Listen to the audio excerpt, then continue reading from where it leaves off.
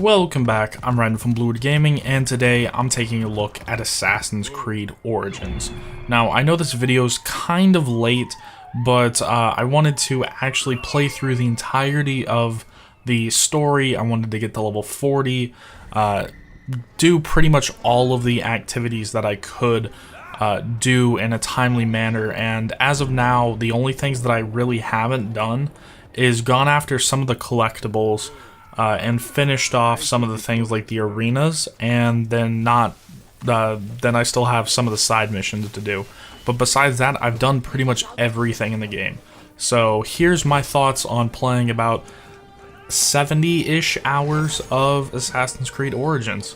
So let's get right into it. If you don't know about Assassin's Creed Origins and what it is this year's installment of Assassin's Creed. Last year they did not have it. If you've never played an Assassin's Creed game before, it is just climbing on buildings, stealth assassinations. You are playing as an assassin after all. But this one really changed up a lot of stuff. They have a completely new combat system. Before, it was a crappy version of the Batman system, kind of, where you would attack an enemy, and then whenever someone comes up and tries to hit you, you press a button and you're able to block that attack. And this allowed you to fight a whole bunch of enemies at once and just kind of keep going.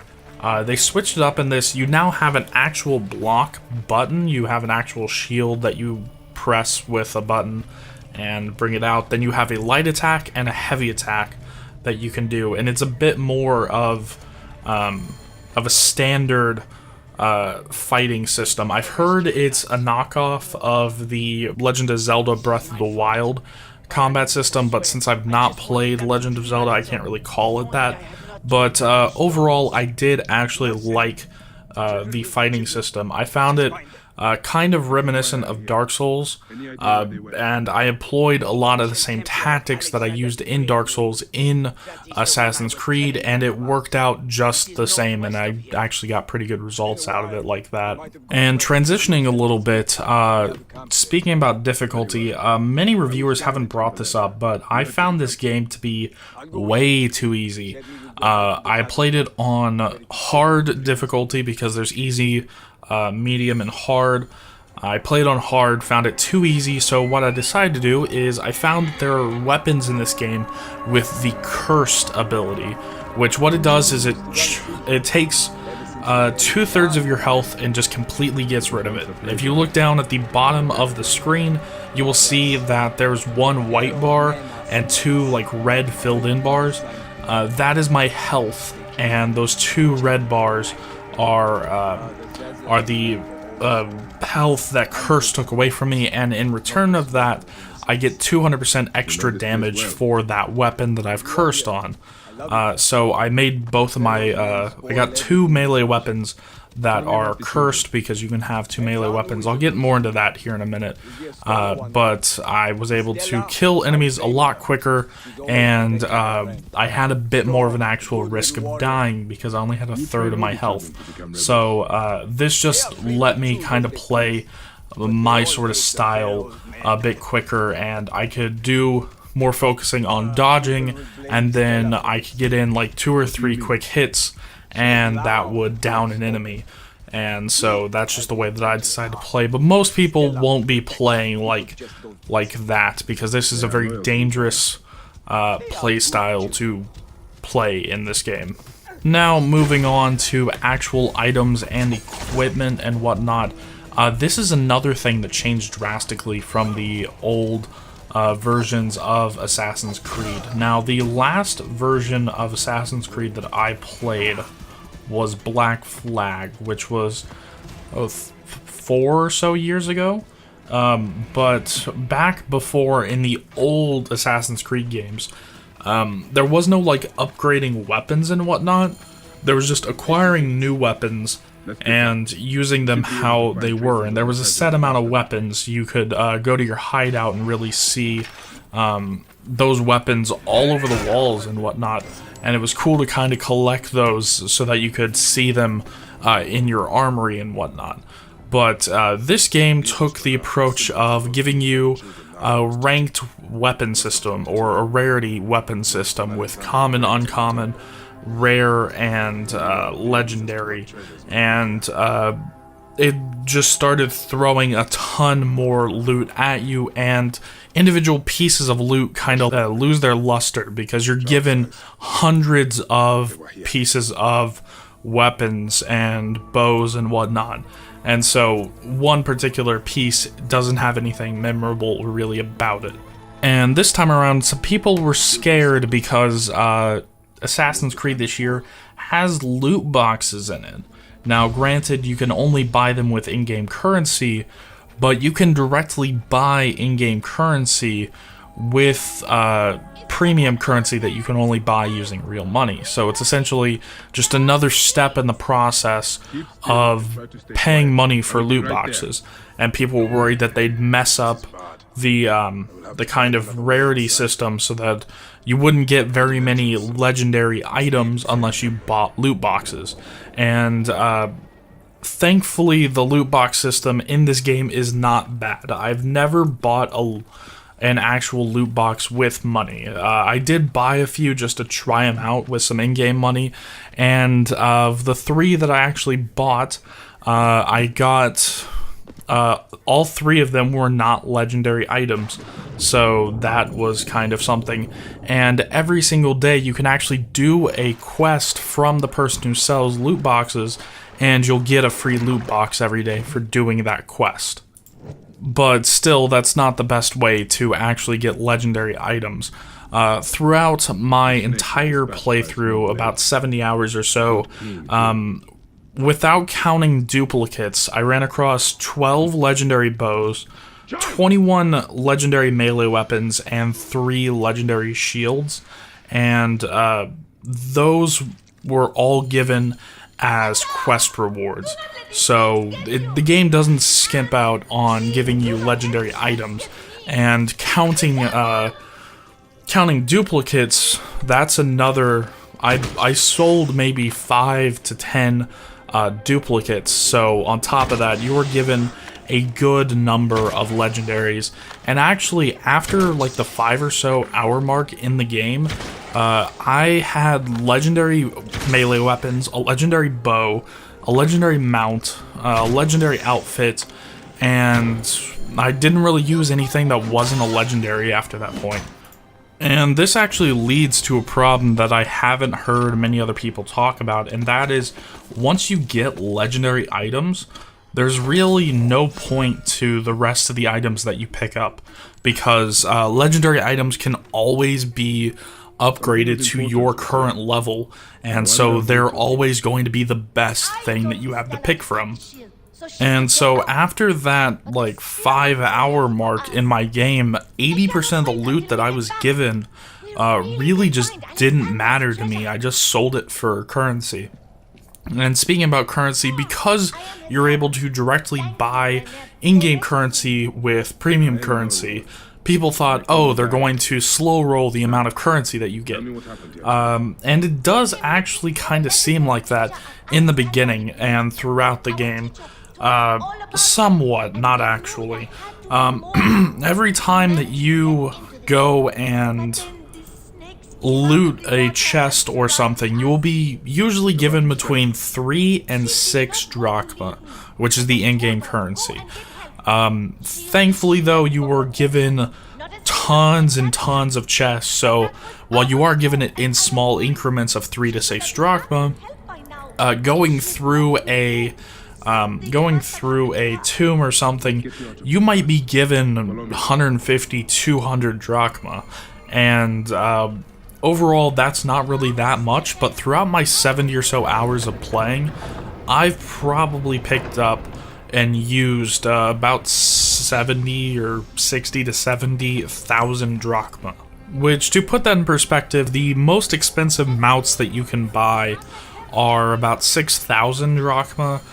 To upgrade a weapon from level 25 to 35 cost about 4,000, and to upgrade a weapon from 35 to 40 costs another 6,000 drachma. So if you're running through weapons and mounts and whatnot a bunch, and you're buying a ton of legendary items instead of going out to find them, then yeah, you can kind of be a little tight on money. But if you know what you're going for, then you will have plenty of money pretty much all the time. Like I said earlier, once I found cursed weapons, I just found 2 different cursed weapons, and then I never had to worry about another melee weapon again. I just upgraded those 2 a couple times as I leveled up, and then I just equipped the best bows that I found at the time that I found them. And so I was never really hurting for money at all. So yeah, thankfully this game didn't get screwed over with microtransactions. Continuing on now, I will talk shortly about the quests. This game reminds a lot of people of kind of like that Witcher 3 feel, and how quests are kind of laid out and set up, and how the world overall feels. But I'll talk about the world here in a minute. The quest, or the storyline itself, is actually pretty good up until a point. The last hour or so, or the last 3 or so missions of the story needed to be expanded a lot. Like, the story up until the very end was a very personal story about the main character Bayek going on a personal journey, and then in the last couple of missions it expands drastically. And to kind of give an example, or to like expand on what I'm saying, it's widely known that this game focuses on the origins of the Assassin's Brotherhood. The Assassin's Brotherhood doesn't get mentioned or even brought up or even created until the final cutscene of the game.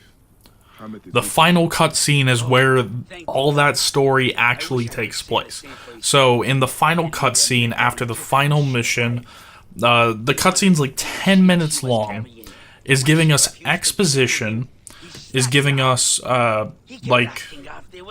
it's trying to start a story and end a story at the same time, and it just doesn't work. And that final cutscene could have been expanded into 5, maybe 10 hours of actual gameplay because of what's actually being talked about in it.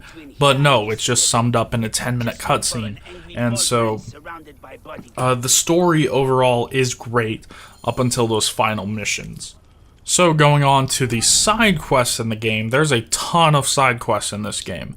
Now, pretty much all of them aren't really huge, impacting side quests. And while I think many of them are very, very well done, they do typically just boil down to Bayek being a magi and doing magi things. It's typically go to Questgiver.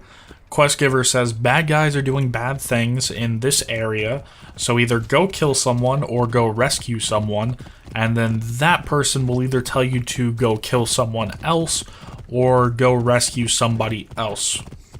And that's typically what side quests go down to.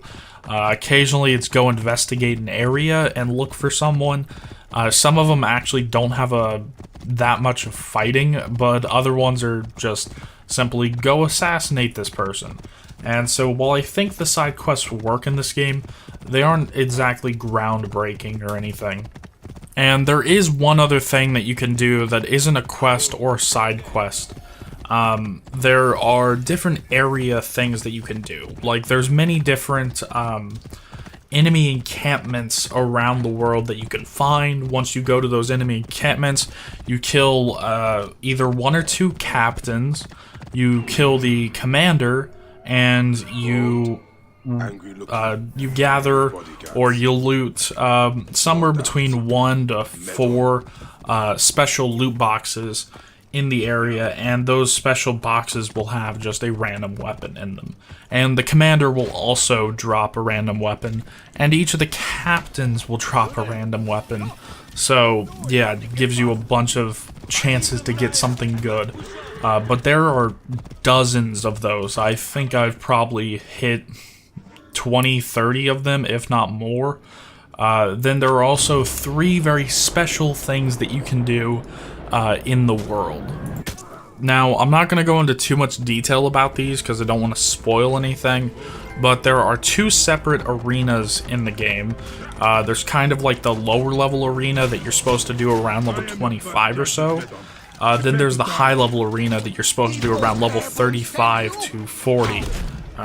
And completing the arenas gives you special, either special mounts or special, wait, no, it's not mounts, it gives you special, outfits. And then there's also races, which, just run around a circle in a Roman Colosseum, kind of how they, show on some of the old Roman movies, or some of the movies about Rome. You're riding a chariot around a circle and racing against other people. And both of those are good enough, but I think that they could have been done much better. And actually, the chariot races is the most difficult part of this game. It's the only thing that I've really had to like try on, and it's the only thing I really struggled at. But I think that both the arenas and the races could have been done much better. So now let's end this off with actually talking about the world of Assassin's Creed Origins, because this is actually the biggest Assassin's Creed game yet, which I actually had to think back to Black Flag, because that felt like a really big map, but you did move a lot faster through it, and it turns out that this map is still even bigger than the Black Flag map, and you get to run around most of it. While there are boats in the world, you really just use it for travel, and there is no real fighting in boats like you typically see in Black Flag. In this game, that kind of combat's really saved for just a couple of missions. I actually really like the map on this game. You would think with it being Egypt that it is mostly just barren desert. And while 80% of this map is mostly just desert and mountains and whatnot, there's actually quite a bit of it that has trees, and there's actually a small bit of forests in the map as well. About 10 or so percent of it is forests, about another 10 or so percent of it is water, and the rest of it is kind of this like mountainous and desert. And just think of Arizona. Like, think of typical Arizona, and that's what most of this map is. And it has some of the places that you'd want to see in this time period. Like, it has Giza, it has Memphis, it has Alexandria.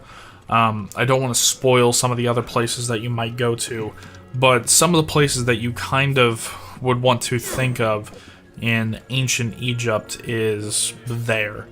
And I really like just how the world's all set up. And actually, this is one of the best open worlds that I've ever played in. And so I really got to give it to them.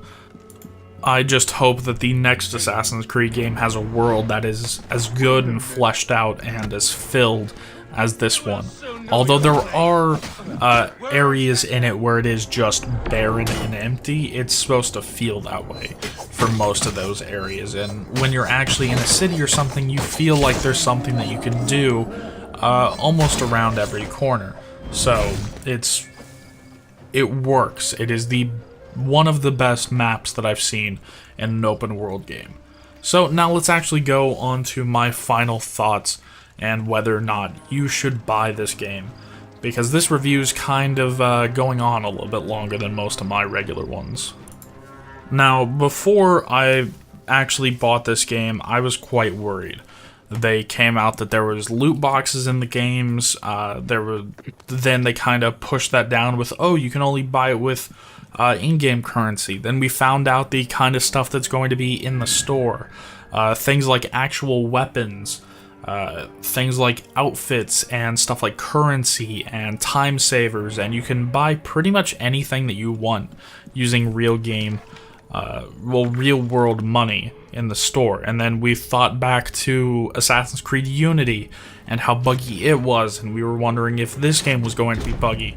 But after playing this for 70 or so hours, I gotta say that this is definitely the best Assassin's Creed game that I've ever played.